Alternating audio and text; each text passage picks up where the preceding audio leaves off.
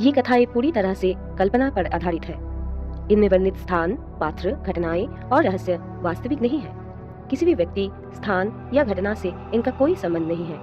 ये कथाएं केवल मनोरंजन, सस्पेंस और साहित्यिक उद्देश्य के लिए बनाई गई है। श्रोता से अनुरोध है कि वे इन कथाओं को वास्तविक जीवन की घटनाओं या इतिहास के रूप में ना लें।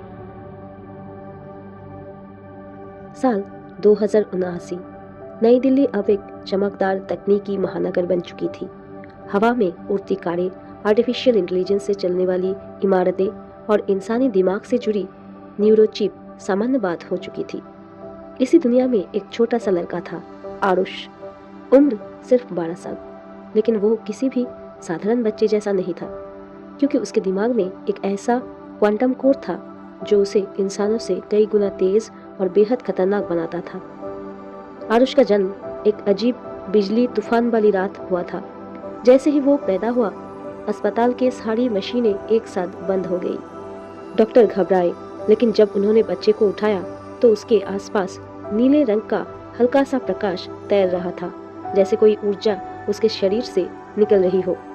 किसी को कुछ समझ नहीं आया। डॉक्टरों ने कहा, यह बच्चा सामान्य नहीं है। उसकी माँ ने मुस्कुराकर कहा, मैंने नाम सोच लिया है, आरुष, जिसका अर्थ है प्रकाश। धीरे धीरे आरुष बड़ा होने लगा।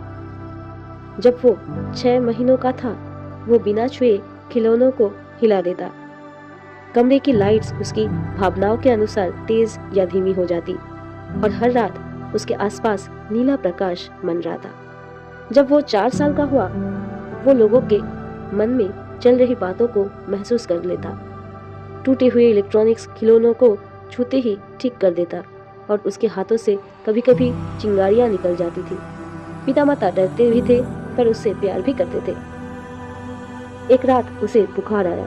जब डॉक्टरों ने चेकअप किया तो मशीनों ने दिखाया कि उसके दिमाग में एक नया ऊर्जा स्रोत है, जैसे कोई क्वांटम सर्किट। सरकारी एजेंसी को खबर लगी।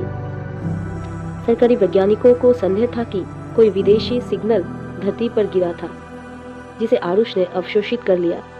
एजेंसी ने फैसला किया, इस बच्चे को चाहिए निगरानी।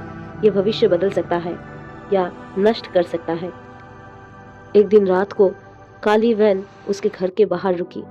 एजेंट्स अंदर आए। माँ पापा बोले, हमें हमारा बच्चा वापस चाहिए, पर एजेंट्स ने कहा, यह बच्चा खतरा है, इसे सरकार के पास रहना होगा। आरुष डर गया। उसकी आंखें नीली चमकी और कमरे की हर चीज हवा में उठने लगी। एजेंट्स पीछे हटे, पर शक्ति बढ़ती गई। दीवारें हिलने लगी, कांच टूटने लगा, लाइट्स फटने लगी। आरुष चीखा, मुझे अकेला छोड़ दो, और उसके हाथ की एक लहर से सभी एजेंट्स पीछे फेंके गए। उसके बाद परिवार रातों रात घर छोड़कर भाग गया। वे लोग हिमालय के पास एक छोटे गांव में जाकर छिप गए। वहां आरुष ने प्रकृति के बीच खुद को शांत करना सीख लिया। पेड़ उसकी ऊर्जा महसूस करते, पक्षी उसके पास बैठ जाते और कभी कभी उसके चारों ओर हवा घूमने लगती, मानो उसका साथ दे रही हो। पर खतरा खत्म नहीं हुआ था। सरकार ने ड्रोन, रोबोटिक कुत्ते और एआई ट्रैकर्स से उसकी तलाश शुरू कर दी थी। क्यों? क्योंकि वैज्ञानिकों का दावा था, आरुष की शक्तियां धरती की ऊर्जा को बदल सकती है। अगर उसे समझ लिया जाए तो इंसान अमर भी हो सकता है। अगर वो नियंत्रण में नहीं रहा तो पूरा ग्रह नष्ट हो सकता है। एक रात आरुष के सपने में एक अजीब दृश्य आया। आकाश में नीला गोलाकार पोर्टल खुला था और उसमें से एक आवाज आई, तुम अकेले नहीं हो, हम तुम्हारी प्रतीक्षा कर रहे थे। सुबह उठकर उसने अपने पितामाता को बताया। माँ ने इसे सपना समझा, लेकिन अगले ही शाम आकाश में एक चमकीली नीली रेखा दिखाई दी। पूरे गांव के लोग डर गए। उस नीली रोशनी से एक संदेश निकला, एक अजीब भाषा में, पर आरुष उसे समझ रहा था। वो बोला, ये मेरे लिए ही है, ये मेरे जैसे ही किसी ग्रह से आए हैं। माँ ने रोते हुए कहा, तुम इंसान हो, मेरा बेटा हो। आरुष शांत स्वर में बोला, मैं जरूर आपका बेटा हूँ, पर अब मुझे मेरी असली पहचान समझनी होगी। उसी समय सरकारी सैनिकों ने गांव को घेर लिया। ड्रोन आसमान में और उनके साइंटिस्ट चिल्ला रहे थे, आरुष को पकड़ो, वो धरती का सबसे बड़ा ऊर्जा स्रोत है। माँ पापा उसके आगे खड़े हो गए, लेकिन सैनिक बढ़ते गए। आरुष की आंखें फिर चमक उठी। इस बार पहले से कहीं ज्यादा। उसके चारों ओर नीली लपटें घूमने लगी, जमीन कांपने लगी, टैंकों के ऊपर की धूल हवा में उड़ने लगी। कमांडर बोला, फायर करो, लेकिन गोलियों आरुष के पास पहुंचते पहुंचते हवा में रुक गई। वो उनके बीच चल रहा था, मानो समय धीमा हो गया हो। उसने हाथ उठाया और हर मशीन बंद हो गया।